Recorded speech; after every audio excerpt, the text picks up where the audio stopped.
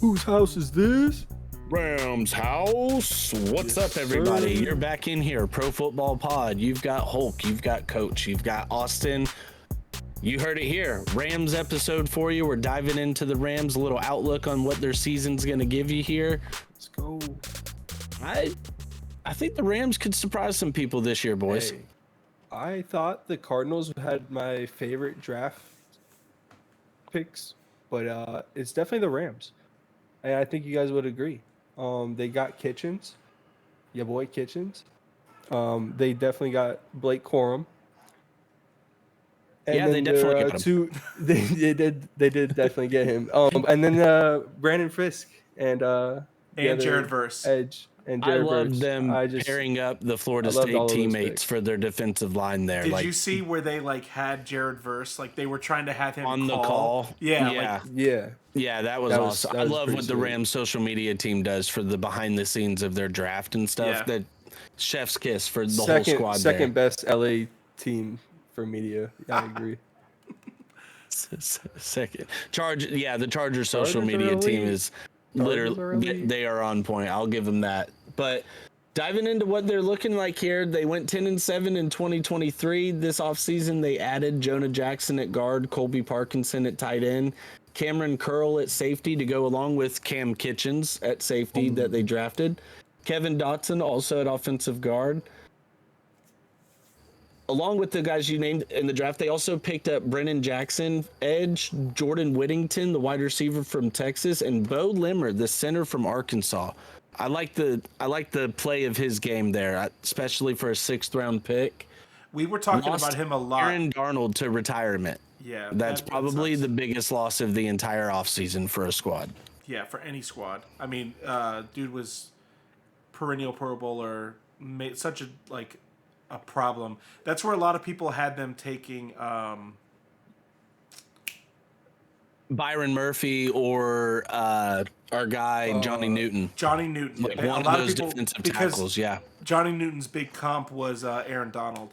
But to get Braden Fisk in the 2nd round and secure Jared Verse in the 1st, I like it. I was okay with it. Like Yeah. their first 4 picks with Verse, Fisk, Corum, and Kitchens, I loved each and every one of them. Looking Corum's a at beast. player 8 ADP, let me know which one of these stand out here to you. We've got Stafford, number 19 quarterback, number 115 overall, looking at about the 11th round in a 10-man league. Kyron, number 7 running back, 15 overall. Corum, number 39 running back, 126 overall. Stopping halfway through the list right there, Stafford to me being an 11th round pick, Huge value. that is insane value for me. Like Yeah. you could wait till I the like 10th both or of them. 11th round to get your quarterback and get solid production. So Phillip Rivers was the dude that you could literally take him in the last round of every draft, except for his last whenever he went to the Colts. Ryan Tannehill was yeah, that guy I mean, for he me was on for his 3 way out. seasons. And Phillip Rivers would literally win you Okay. your league because he was like a played wide top receiver. 5, always top 10, but potentially top 5 quarterback. He was just old and no one was excited about him because he couldn't run really as well as a lot of these younger guys. Who are you comparing them to? Stafford. Matt Stafford. Matt What? Stafford. Stop, bro. Stafford's Matt's- a gunslinger. But no, what I'm saying is that Stafford's the same value point for me. I can get him after everyone's taken their first quarterback, and a lot of people have taken their second. I won't even take a quarterback. I'll literally just wait and wait and wait and wait and wait. Draft 10 other positions, and then take Stafford as my 11th round pick and be completely satisfied. And my team will be very, very, very good. Especially if you go into that mindset of, okay, I'll reach on Stafford and take him in round 9. I'll do like that. way I guarantee I can get him. And you're with that knowledge, you're completely prepared to take Puka in the 1st or Cup in the where's he going right now? 3rd round. 36 overall. Like, yeah, and go ahead and get that stack. It's like getting Stafford's Kyrie value Irving. to me, looking at this entire list, is the one that jumps out to me the most. And the other one is the one that you just said in Cup. If I can take CeeDee Lamb at 101 and then in a 12-team league, take another wide receiver at the end of the second, and then take Cooper Kupp at the end of the third or the beginning of the third round, I'm very, very happy with my wide receiver room. So you're looking at like CD Lamb and then either somehow Ayuk, Diggs, DJ Moore, Jalen Waddle, and then come back with Cooper Kupp. CD, Diggs, and Cooper Kupp all on the same team. Those guys were all first round picks the last 3 years. And then we've talked about it before as well. When you get down into it, as far as just like overalls, when you go that route, because you're waiting on your quarterback, that allows you to start picking up these running backs like Isaiah Pacheco, Kenneth Walker Jr., Joe Mixon, who I think is going to have a huge year for Houston. Like, so yeah, I am fully on the train of wait on a quarterback this year. Yeah. I mean, it's smart almost every year. Guys, I mean, and it is, and I'm not just playing the homer card and throwing out Tua because I get the chance to, but like when you look at it, like Tua's value as well for the offense that he's in, there's absolutely no reason Tua should be the 14th quarterback and 95th overall. Like, I understand people look at the talent and okay, CJ Stroud had a great year. Anthony Richardson's going to give you rushing ability. Jordan Love had a great season. Joe Burrow, if he can stay healthy, is going to have a solid year. But then you've got Kyler Murray. Austin hates Brock Purdy. Justin Herbert's down here at 12 because he has no options to throw to at all. Justin, then you've got Jared Goff, who they're going to run the ball argument. so much. Like, but so it's things like that for me where you've got like Tua, Caleb Williams, Trevor Lawrence, Kirk Cousins, Jaden Daniels, Matthew Stafford, Aaron Rodgers. All of these guys past round 9, like I'm absolutely waiting on a quarterback this year and just stacking my roster. I'll take quarterbacks back-to-back rounds late if I have to. That's smart because then you get to my roster. You'll guarantee that one of them is going to be a top 5, top 10 guy. Like, yeah, something. And quarterbacks are also Stafford close. JJ. The difference between the first quarterback taken and the 20th quarterback taken is like 40 points on the whole season. The difference between the first wide receiver taken and the 40th wide receiver taken is like 100 points. Like, it's such a big difference. You have to take your quarterbacks late. Check in whenever we do our fantasy football for dummies because we are going to nail that point home. Dummies. If you subscribe and hit the notification bell, you'll get the alerts for that. So, don't call them dummies. Tyler Higbee, nobody's touching him. Tight end does not have value in this offense. They prove it every single year. They'll get touchdowns. Purely safety valve. If you get injuries later, then pick him up in the off season, in the regular season, off the waiver wire because he's a waiver wire ad. But like not even waiver wire, but like just he'll be there, and you can pick him up if you need him. Now, Puka Nacua, 6th wide receiver, number 9 pick overall. That is the biggest jump that I think any player has ever had from going there with like undrafted. Chase and Jamar Jefferson because he wasn't drafted and he was picked up off the waiver wire. He was the week 1 ad, and it was only because Kupp was hurt that he was a week 1 ad. Like if Kupp was healthy and he only got half the targets he was getting in the first 4 or 5 games. Also, Kupp was dealing with injury all last year. Kupp is now healthy. Like, even whenever he came back, he was still dealing with injury. I'm not saying that. I'm just saying that Puka Nacua's historic healthy catches and historic target rate is not going to necessarily happen again. It's just like when we talked about Marvin Harrison. It's a little bit rich for me to put that much in a player that's not proven enough. I think he's great. I'm not saying that he's not a good player. I think that he had a lot of trust from Matt Stafford, but man, to have to take him in the first half, like he's basically going 1 pick after Tyreek Hill. A 5th round pick to come in and get 160 targets off the rip is insane. Like, no, the guy's a baller. Like, no slight to him or anything, but I understand what Coach is saying as far as the regression. Yeah, like, this is a sophomore slump if I've ever seen one. So I don't expect Kupp to really play all 17, 18 games. But, and you just mentioned too, sophomore slump, like, there's obviously going to be a sophomore slump. Like if he replicates this season again, he jumps himself into the top 5 wide receivers in the entire league, like hands down, no doubt. Yeah. He looks like it whenever you watch him. He has that talent. No, he he's a looks like baller. a bigger Jamar Chase. He looks like a thicker Like- Cooper Cup. Like that's what he looks like to me. Thicker and Amon taller. Like he's a freaking monster. Amon-Ra was the consensus 9 to 11 wide receiver last year, and last year was his 3rd year in the league. He'd already proven himself super proven himself for 2 straight seasons. He was on a team that was a very good offense. We knew how good they were going to be, and he was still taking 9, 10, 11. CeeDee Lamb was the 11th pick last year in a lot of drafts.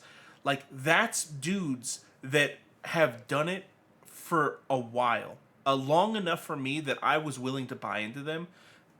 Puka Nacua is not that, not yet. I'm gonna let him. somebody else take him at 9 overall. I'm gonna take one of the other guys that are there. I'm gonna take Devontae Adams in the top of the 2nd, and I'm gonna be very, very happy with my wide receiver room.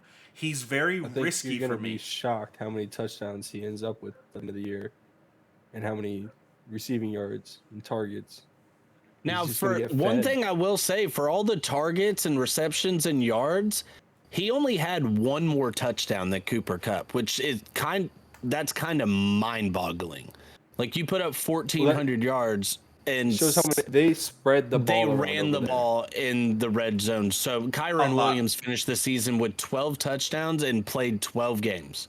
Yeah. Kyron, that's that- what I you want wanna to get talk into about a before we sophomore wrap this slump. one up is Not how because much he's do gonna you slump, think but- Blake Corum is going to eat into Kyron Williams' production? Huge. Like Sophomore Kyron was slump, touching boom. the ball an average of 22 times a game in the 12 games he played. Of everybody in the league last year, the only player that had a higher percentage of being on the field than Kyron Williams when healthy was Christian McCaffrey at running back. The only one. Kyron is not going to replicate that. He's 24 years old. Now he's going to be 25 by the time this season starts. Blake Corum's like 23.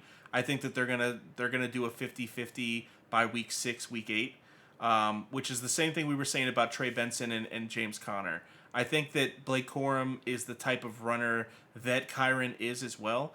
If Zach Moss never had Jonathan Taylor come in last year, Zach Moss would have put up the same production that Kyron Williams did. But now Yeah. Kyron has to deal with Corum. He's not going to just disappear. He's a fucking great running back. We all know that. I mean, he literally won Michigan a title on his back. Though that first half of that title game was insane what he was Him doing. and Donovan Edwards, yeah. Those dudes were absolutely just trading off. Like, here, no, you take this one. No, you take this 50-yard run. Yeah. No, you go take this touchdown. Like, yeah, no, I get what you're saying. So for me, I don't like Kyron in the 2nd round, but No. I love Corum in the 11th or 12th round. Yes, especially if I can snag him before you try. Because if you get Kyron, you have to get Corum.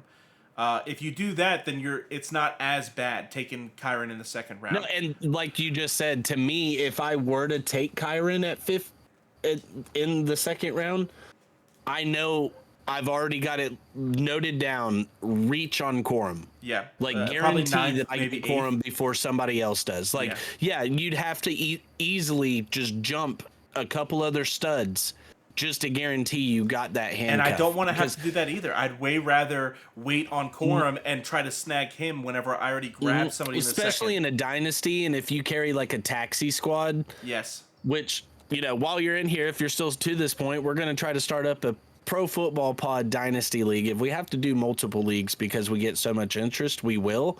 That's something I'm going to try to implement into the rosters want is that these smoke. taxi squads. It's like a practice squad. You just stash a guy on there, but once you move him from your taxi squad into your roster, you cannot move him back. So it. he's permanently on your roster. It's like you're calling him up from the minor leagues. You just never send him back down. You have to drop him. I love it.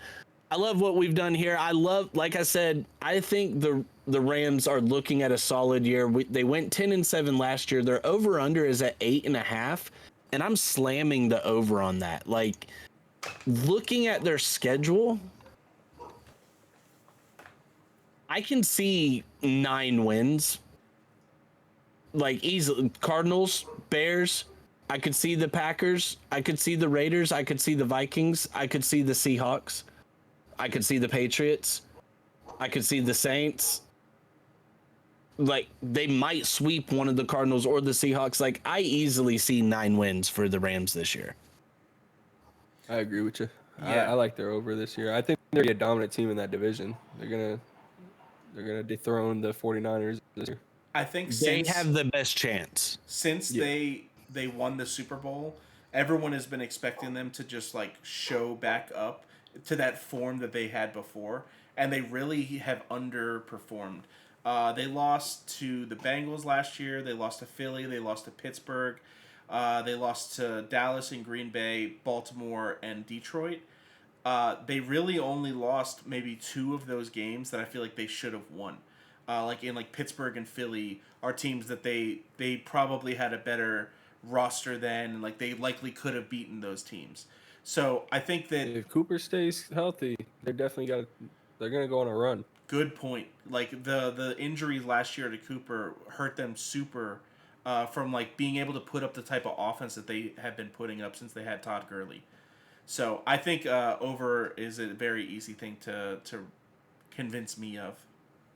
Oh yeah. Well, hey, if you guys think we're completely wrong, go ahead and throw that down in the comment section because people love just leaving negative comments. We love you guys. We appreciate you for sticking around. TulsiRoseTea.com is the sponsor. 500 subscribers, jersey of your choice. Comment in this video or on the community page or at ProFootball_pod in the DMs if you're interested in the Dynasty League. We appreciate you guys. Peace out. Whose house Deuces. is this? Ram's house.